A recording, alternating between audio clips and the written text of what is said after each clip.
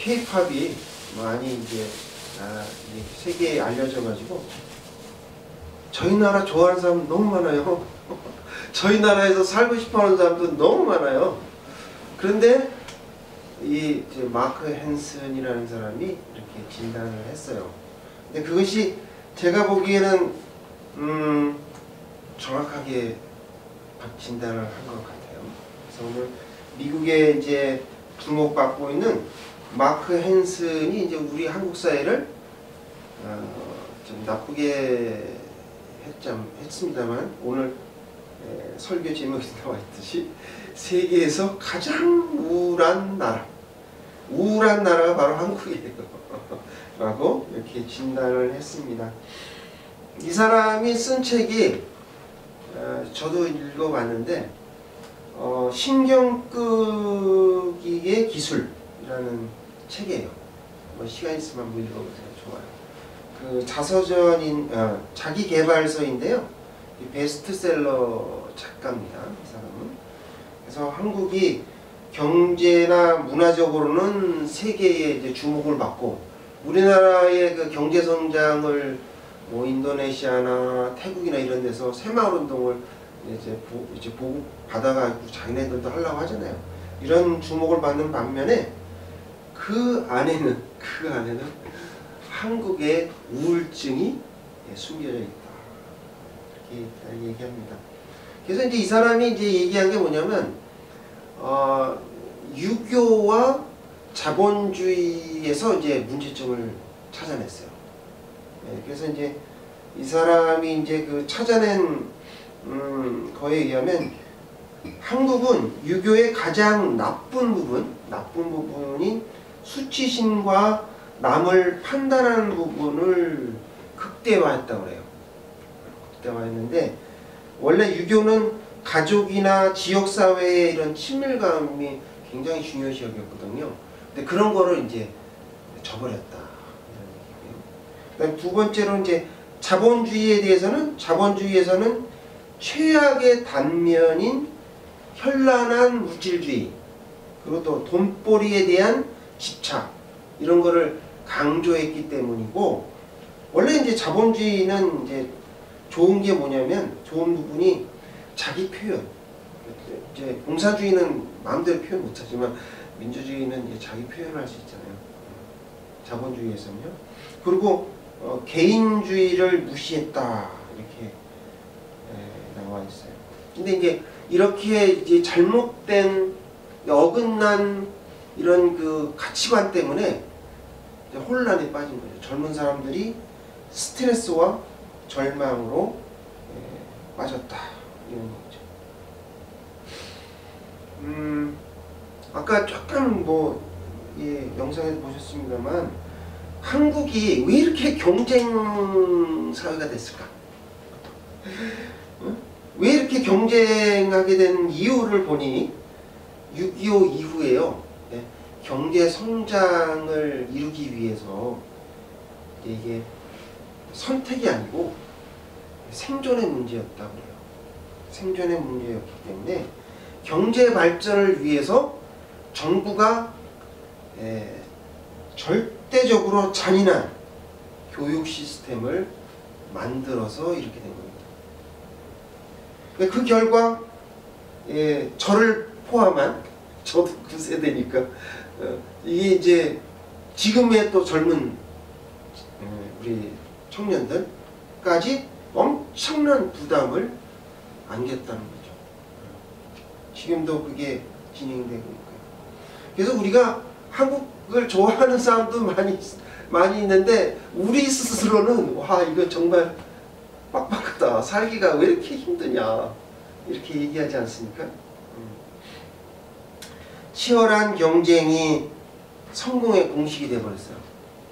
그래서 여러분 잘 아시다시피 K-팝이 이렇게 유명하긴 합니다.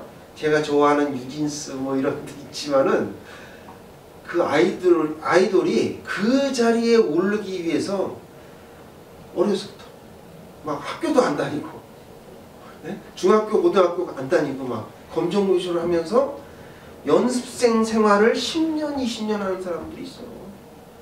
그러고도 안 돼가지고 지금 안 뜬 사람이 수두룩합니다. 그게 지금 K-팝의 현실이에요.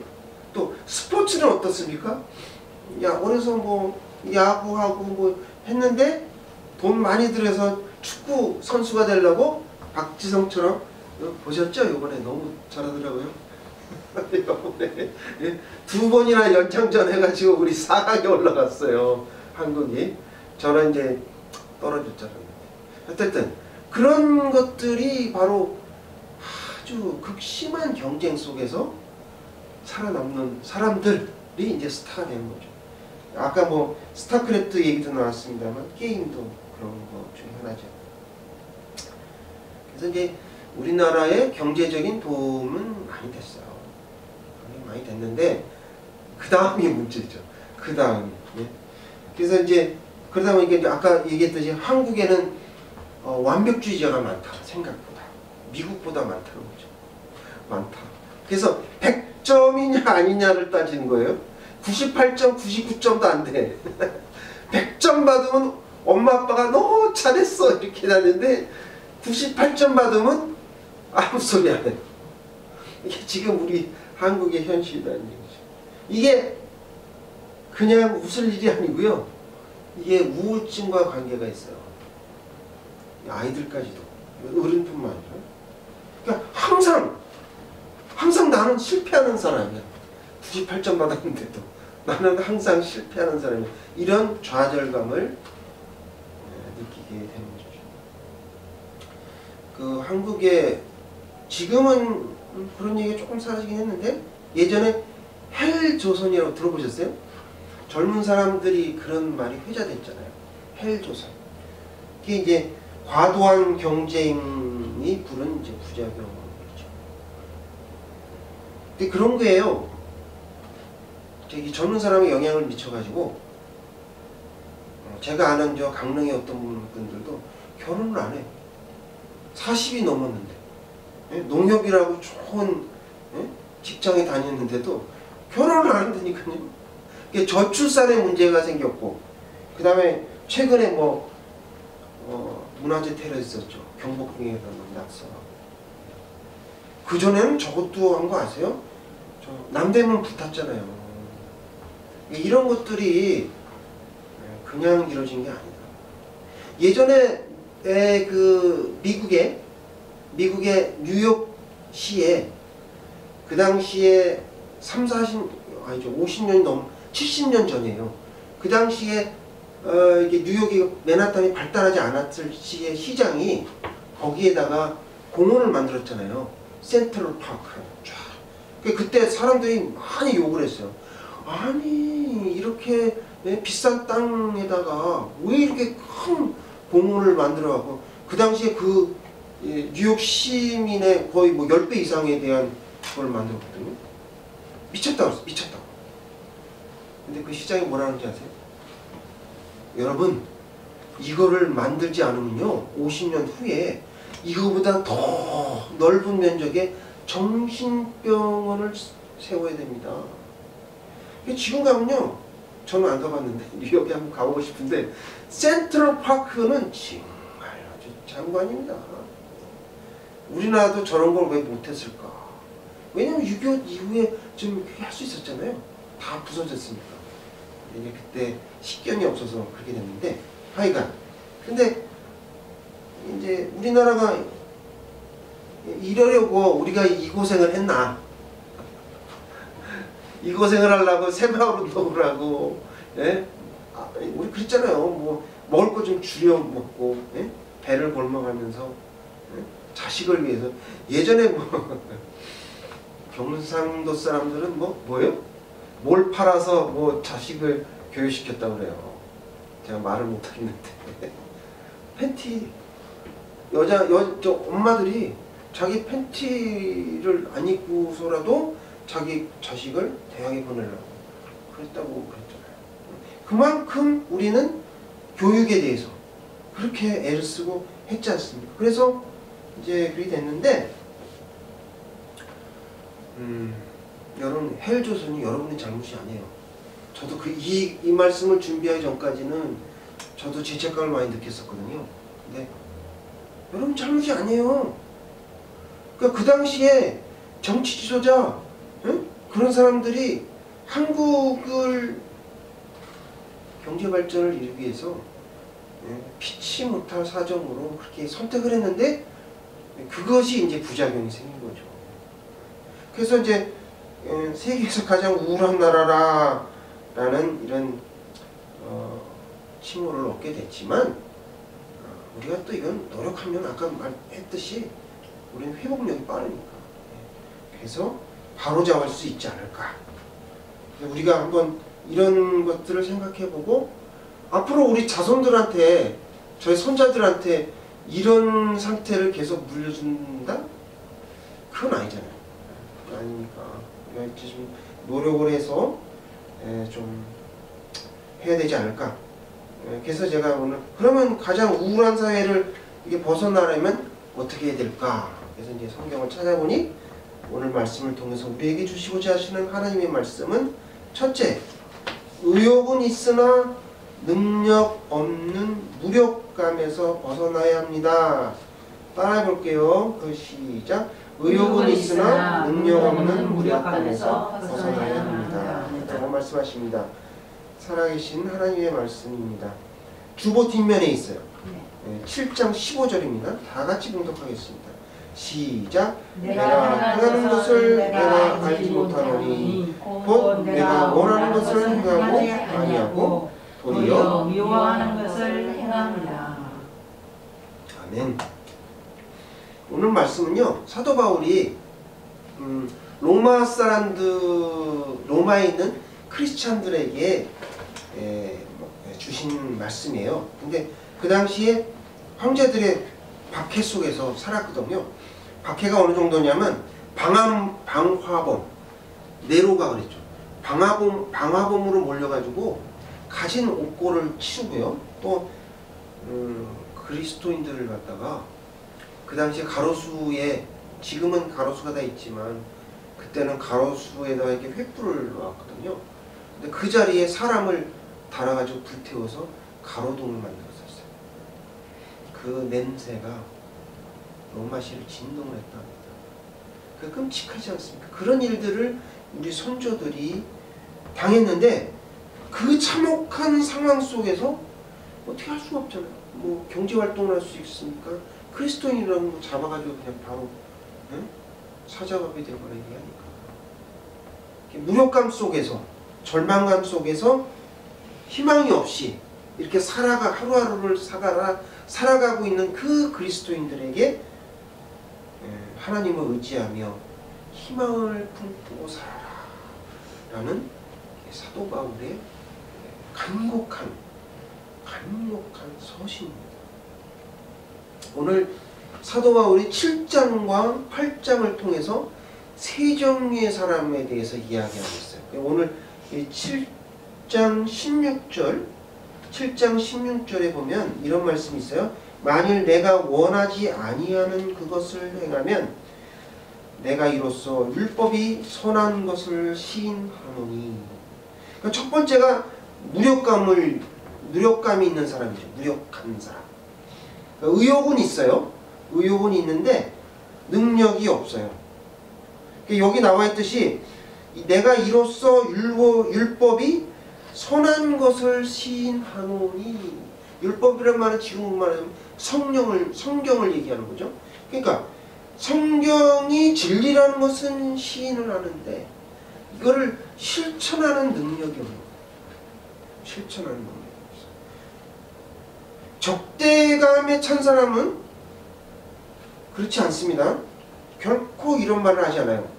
성경을 진리로 받아들이지도 않고 적대 감정을 가지고 하거든요. 근데 여기는 무력감은 있지만 적대감은 없는 거죠. 무력하게 이제 행하지를 못하고 있는 건데, 마치 어떤 거와 같냐면 여러분 그거 아세요? 코끼리를 어려서부터 쇠사슬에다가 이렇게 묶어가지고 여기다 놓잖아요. 그러면 이제 얘가 처음에 막 도망가려고 막 팔로 막 발버둥하고 하는데 안 되잖아요. 그게 이제 포기를 해요, 어느 날. 근데 포기라는 게 그때 어렸을 때 이제 포기를 하겠죠. 작았을 때. 그래갖고 얘가 이제 1년, 2년 지나고 계속 이게 뭐 한번 잡아도 보고 근데 안 돼. 안 되는구나. 그러다 이제 등치가 얼마나 커져. 그 코끼리가 엄청 힘세잖아요. 그런데도요 안 해요. 어려서 그게 있어가지고 응? 그냥 쇠사슬로 안 묶고 그냥 밧줄로 묶어놔도 안 도망가요. 그게 이제 어떻게 보면 이제 무력감이죠. 그러니까 능력이 없는 거야. 실천할 수 있는 거야. 근데 이런 것들이 어디에 있냐면 여호수아 24장에 보면 그런 말이 나오죠. 여호수아 24장에 보니까 여호수아가 백성들 앞에서 이렇게 얘기해요. 너희가 예수를 믿든지 아니면 우상을 섬기든지 둘 중에 하나를 택하라. 그러니까 이제 이스라엘 백성들이 나는 그 하나님을 택하겠습니다 라고 말은 했는데 나중에 사사기 보면 어떻게 돼요? 자기 소견대로 행했더라. 그러니까 말은 하는데 실천할 능력이 없는 거예요. 그러니까 말하는 것과 행하는 것은 다른 차원이에요. 다른 거예요. 그러니까 그런 의욕을 갖는 것과 의욕대로 행할 수 있는 것은 별개의 문제다. 그래서 우리가 의욕은 있으나 능력이 없는 무력감 속에서 빨리 벗어나야 된다라고 말씀하십니다. 둘째는 의욕도 능력도 없는 적대감에서 빠져나와야 합니다. 따라해 볼게요. 의욕도 능력도 없는 적대감에서 빠져나와야 합니다. 거룩하신 주님의 말씀입니다. 8장 5절을 다 같이 읽겠습니다. 8장 5절 시작. 육신을 따르는 자는 육신의 일을, 영을 따르는 자는 영의 일을 생각하나니. 이번에는 이제 적대적인 감정이죠. 이게 적대적인 감정은 의욕도 없고 능력도 없어요. 우리가 조금 아까 읽었던 육신의 생각은 하나님과 원수가 되고 하나님의 법을 굴복하지 않을 뿐 아니라 할 수도 없다라고 얘기하잖아요. 이게 누구를 얘기하는 거냐면 사탄을 얘기하는 거예요. 사탄의 추종자들. 그런 예수 안 믿는 그런 이제 악한 사람들을 얘기하는 거죠. 사단은 하나님의 법을 굴복하지도 않을 뿐 아니라 할 수도 없다는 거죠. 그러니까 사단은요 성격과 본성 자체가 하나님과 적대적인 거예요. 적대적. 성경에 그런 사람이 나오는데 창세기 보면 가인 나오잖아요. 가인이 자기가 이제 하나님이 좋아하실 것 같다라고 해서 제물을 갖다 드렸더니 하나님께서 받으셨습니까? 안 받으셨습니까? 안 받으셨죠. 안 받았더니 이 가인이 뭐라고 얘기했냐면 증오를 분노했다라고 성경은 얘기해요. 분노했는데 분노한 걸로 끝난 게 아니라 나중에 어떻게 해요? 자기 동생 아벨을 죽여버렸잖아요. 그게 바로 적대적인 사람들의 행동입니다.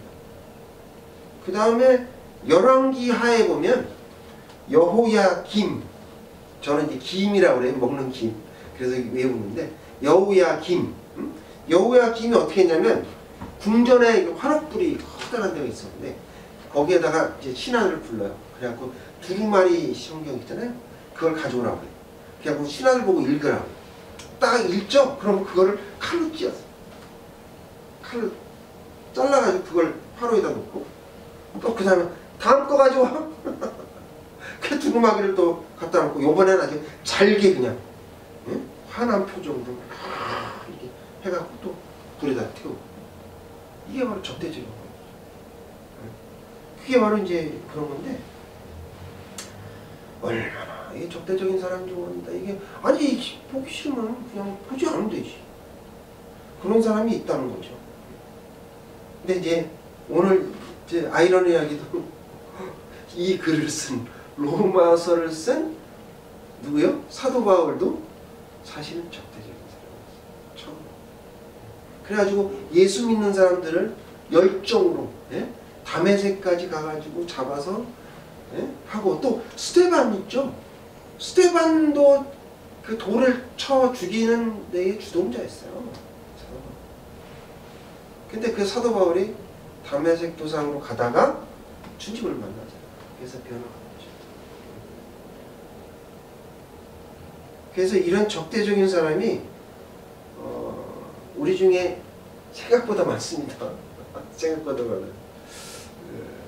한 예를 든다면 최근에 그런 일이 별로 없었는데 묻지마 사건이 일어나요. 전철역에서 자기가 뭐 아무 관계도 없고 원한도 없는데 그냥 막 흉기로 막 찔르고 도망가. 이런 묻지마 사건이 이제 대표적인 이야기죠. 이제 지난주에 어떤 뭐 분당의 이제 모 목사가 이런 얘기를 했어요. 이제 이런 한국의 사정 중에서 최근에 마약 많이 좀 되잖아요. 그런 거를 이제 얘기하고 싶어서 했겠죠. 근데 저도 이제 다른 목사님들의 설교를 듣거든요. 근데 이제 뭐 제가 뭐 그걸 걸고 넘어지려고 하는 게 아니고 올바르게 알 거는 알아야겠다라는 취지에서 이 말씀을 드리는 건데, 운동하면 이게 좀 괴롭잖아요. 괴로운데 그분의 말에 의하면 괴로운데 나중에 하고 나면 어때요? 기분 좋죠. 개운하죠. 그게 뭐냐면 몸 안을 나 자신을 괴롭게 하잖아요. 그럼 반대급부로 도파민이 일어난대요. 도파민이 생겨서 그래서 이제 그 기분이 좋아진다 그런 얘기예요. 그런데 이제 뭐 마약이나 또 뭐 중독에 관한 거 있잖아요. 컴퓨터 중독도 중독이에요. 마약도 중독이에요. 이런 거를 하게 되면 어떻게 되냐면 나쁜 것이 형성된다 이거죠. 내가 재밌고 즐긴다고 생각하지만 즐기는 일을 하지만 사실은 반대로 정신적으로는 나쁜 물질이 생겨난다. 그래서 이제 그거를 여러분들이 윤리를 가지고 그런 중독을 스스로 끊어야 된다라고 이제 얘기를 하시더라고요. 그게 틀린 말은 아니에요. 스스로 할 수만 있으면 오죽 좋겠습니다. 틀린 말은 아닌데, 근데 조금 놓친 게 하나 있어요. 성경을 통해서 우리가 바라봐야 될 부분이 있거든요. 인간은요 만족할 수 없는 동물이에요. 인간은 만족할 수 없어요.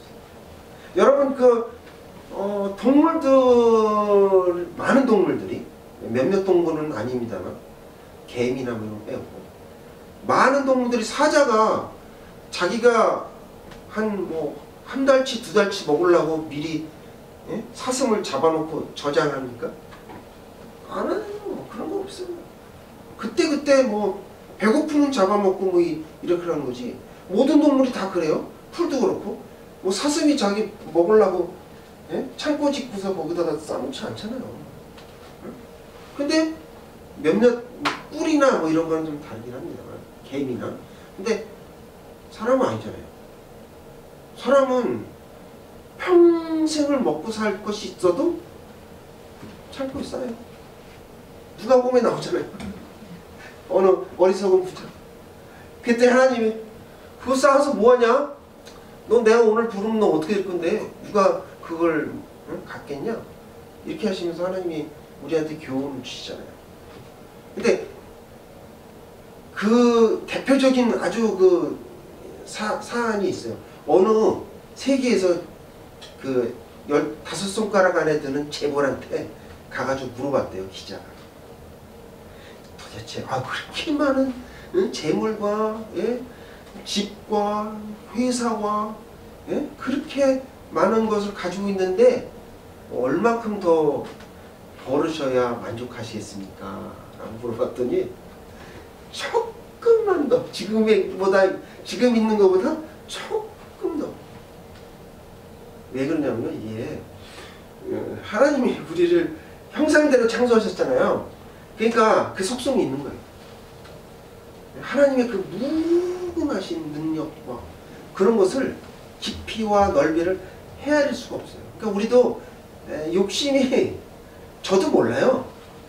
내 욕심이 얼마나 깊고 얼마나 넓은지 사실은 몰라요.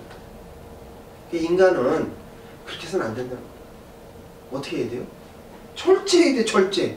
끊어야 돼요. 욕망을 끊는 것이 중요한 것이지, 그거를 가지려고 그렇게 하다 보면 나중에 패가망신이 된다. 그런 말씀을 이제 드린 거죠. 그래서 의욕도 능력도 없는 적대감에서 빠져나와야 된다라고 말씀하시죠. 셋째로 능력과 의욕에 불타는 소망을 가져야 합니다. 따라해 볼게요. 능력과 의욕에 불타는 소망을 가져야 합니다. 라고 말씀하십니다. 보혜사 성령님의 말씀입니다. 6절입니다. 다 같이 읽겠습니다. 시작. 육신의 생각은 사망이요 영의 생각은 생명과 평안입니다. 그러니까 영의 생각이 생명과 평안이라는 거죠. 마지막으로 이제 소망이 있는 사람인데요. 저희는 희망이라는 말보다 소망이라는 말을 썼어요. 왜냐하면 우리는 천국에 대한 소망이 있잖아요. 이 땅에 있는 소망이 아니라 천국 소망. 소망에 있는 사람은요, 능력도 갖추었고 의욕도 불타는 사람이에요. 그러니까 영을 따르는 자는 영의 생각을 하는 것이죠. 특징 중에 하나가, 이런 사람들의 특징 중에 하나가 뭐냐면 로마서 8장 13절 주보 뒷면에 있어요. 다 함께 읽어볼게요. 시작. 너희가 육신대로 살면 반드시 죽을 것이로되 영으로서 몸의 형식을 죽이면 살리나. 아멘.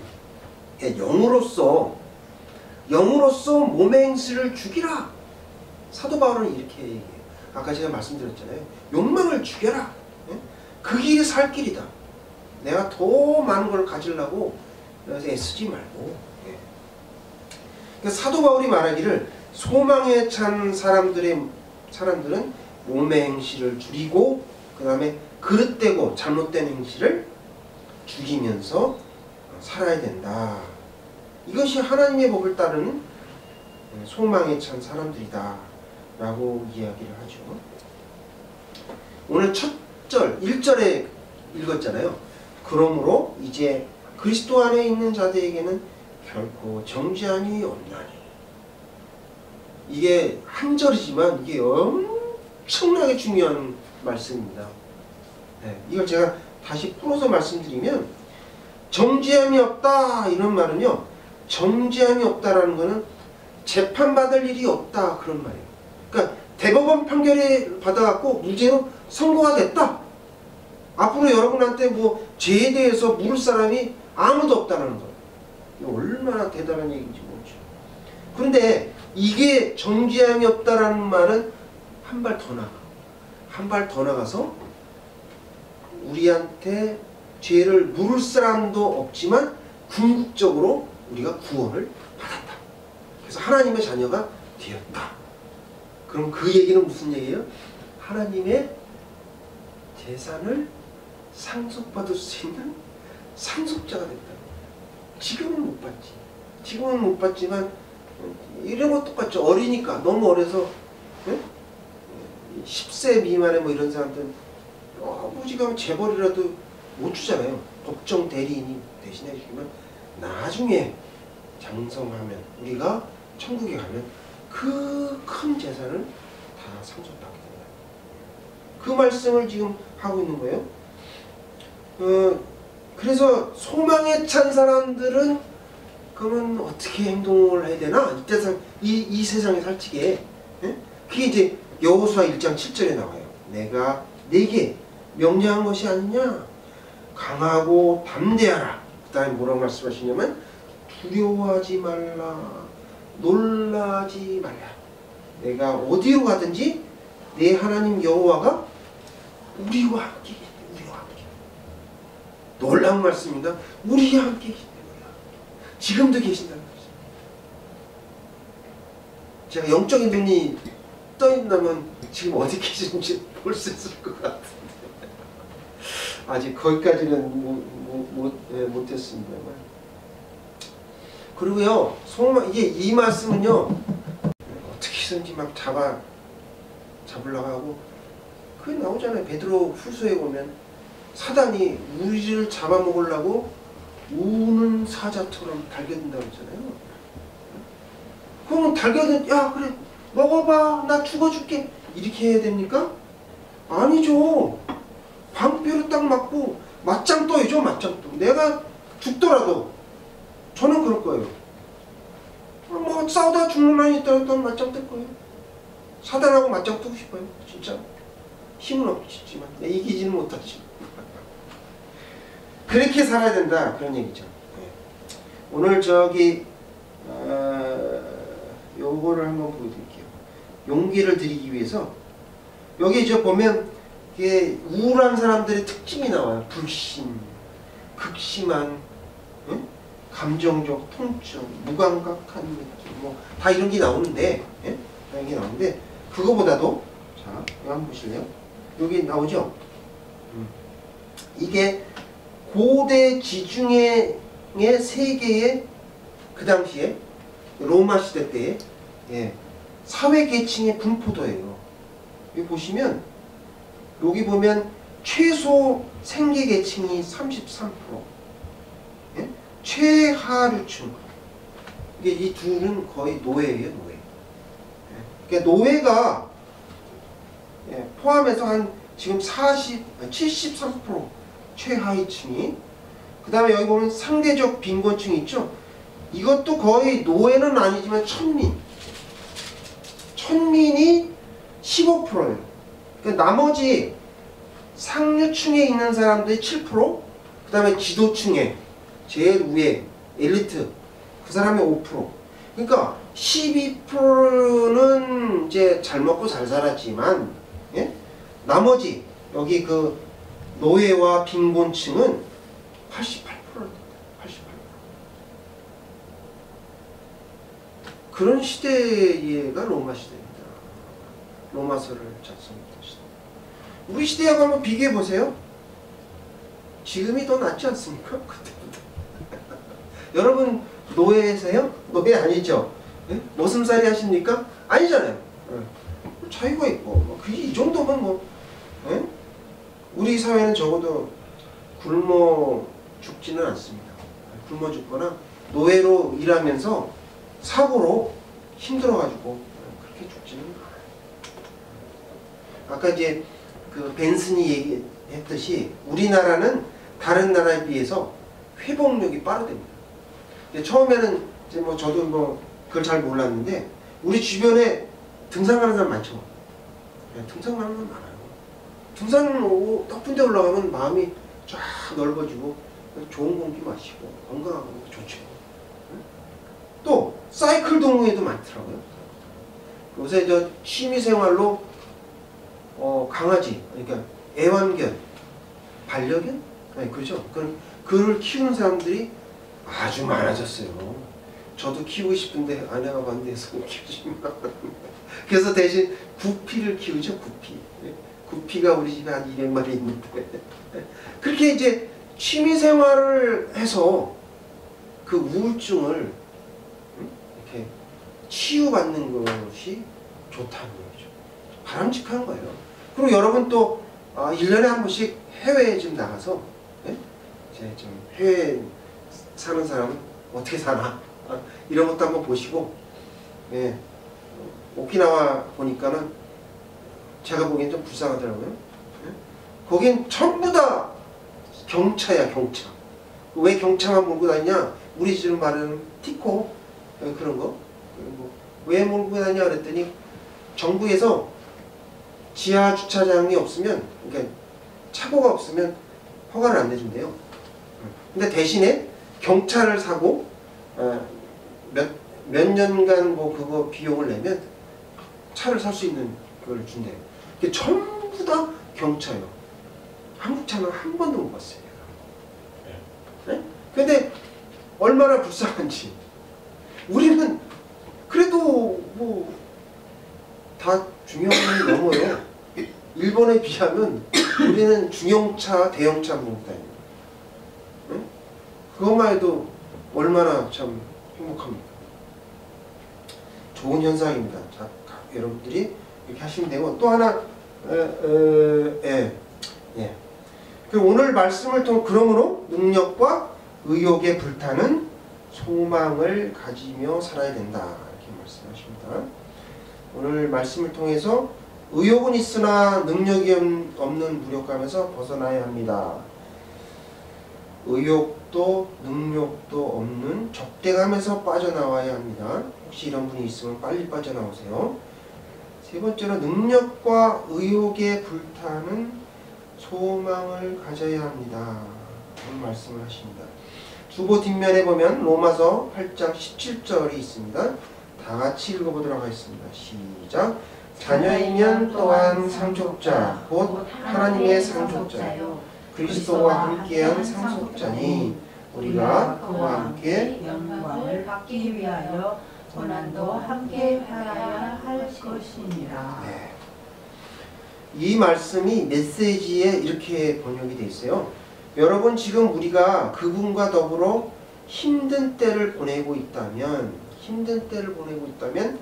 분명 우리는 그분과 더불어 좋은 때도 맞게 될 것입니다. 아멘. 하나님께서 사도 바울을 통해서 이런 말씀을 우리에게 주신 것입니다. 그러니까 좀 한국이 힘들고 어렵더라도 우리는 이겨낼 수가 있어요. 이겨내야 됩니다. 그러므로 무력감 속에 빠지지 말고 의욕과 능력이 있는 사람이 되고 하루하루를 믿음으로 인내하며 살아야 된다라고 말씀을 하십니다. 제가 오키나와에 가니까 이런 나무가 있어요. 보이나요? 보이시죠?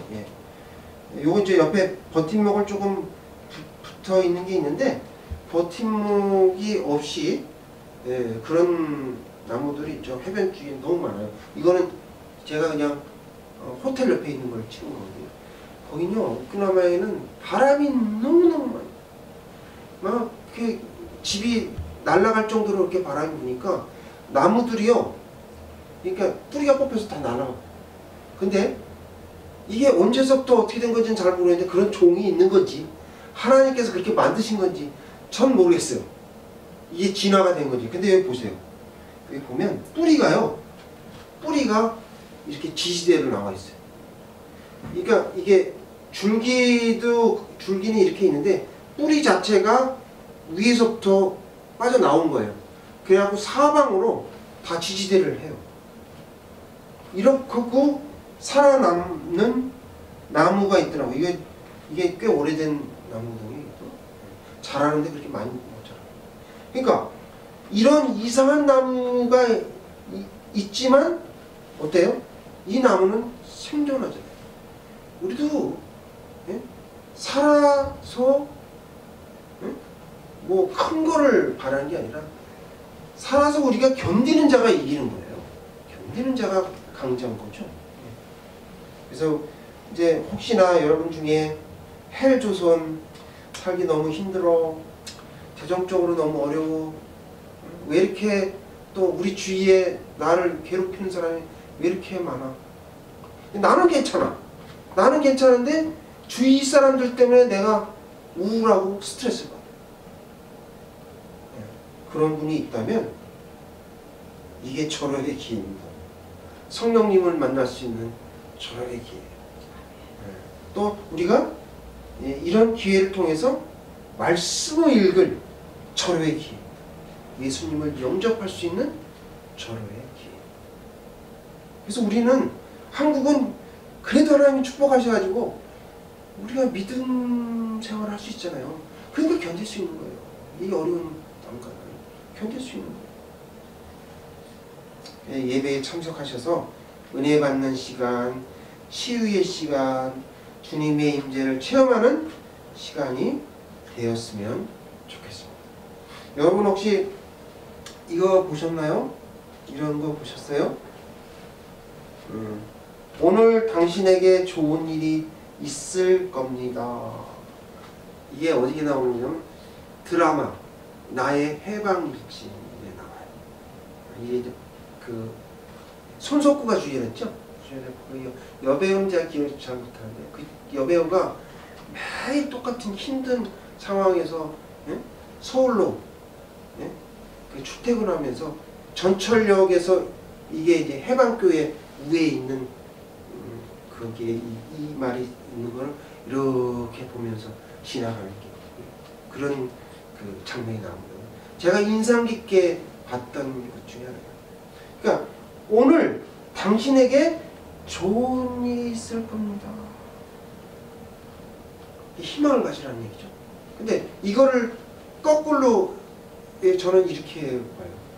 오늘 여러분에게 성령님이 함께 하실 겁니다. 그러니까 우리가 성령님과 함께 하면요 두려울 게 없어요. 어떤 상황이라도 두려울 게 없어요. 근데 그런 믿음이 없는 거지. 그런 믿음을 갖게 해달라고, 큰 믿음을 갖게 해달라고 하나님께 기도해요. 하나님께 매달려야 돼. 매달려. 믿지 않는 분이 지금 이 영상을 보고 계시다면 다른 곳에 기웃기웃 해봤자 별 볼 일 없어요. 다른 종교 가봤자 별 볼 일 없다고요. 세계 종교 중에서 제일 많은 성도가 있는 게 어디예요? 기독교예요. 기독교. 그럼 그 사람들은 다 멍청한 사람들인가요? 아니죠. 성경이 진리라는 거를 간접적으로 표현하는 거예요. 그 사람들이 뭐 얼마나 배운 거 많고 똑똑한 사람들이 많은데 기독교를 믿어요. 그러므로 오직 한 길이신 우리가 돌아가신 예수님을 만나는 게 아니고 부활하신 예수님을 만나면 돼요. 그래서 여러분의 인생을 바꿔보십시오. 사랑하는 성도 여러분, 우리가 너무 외로울 때가 있어요. 그럴 때는 우세요. 울어. 울으면서 치료를 받아. 그러면서 하나님께 기도해요. 같이. 울면서 하나님께 기도해봐요. 그러면 우는 아이 뭘 더 준다고요? 우는 아이 네? 더 주시 하나님께서 여러분 불쌍히 여기실 거예요. 불쌍히 여기시고 힘들 때에 힘들수록 성경을 더 보세요. 더 읽어보세요. 거기에 답이 있어요. 거기 답이 있어요. 그리고 우리가 고통당할 때 조금이나마 예수님께서 십자가에 달리시면서 그 아픈 고통을 저도 체험한 적이 있는데 너무 감사하죠. 그런 고통을 조금이나마 같이 공유를 해봤어요. 예수님의 사랑. 그래서 이 어려운 난국을 잘 극복할 수 있을 것입니다. 믿음의 선한 싸움을 싸우는 우리 사랑의 나눔교회 성도님들이 다 되시기를 주님의 이름으로 간절히 부탁드립니다. 기도하시겠습니다. 사랑하는 하나님 아버지, 사도 바울을 통해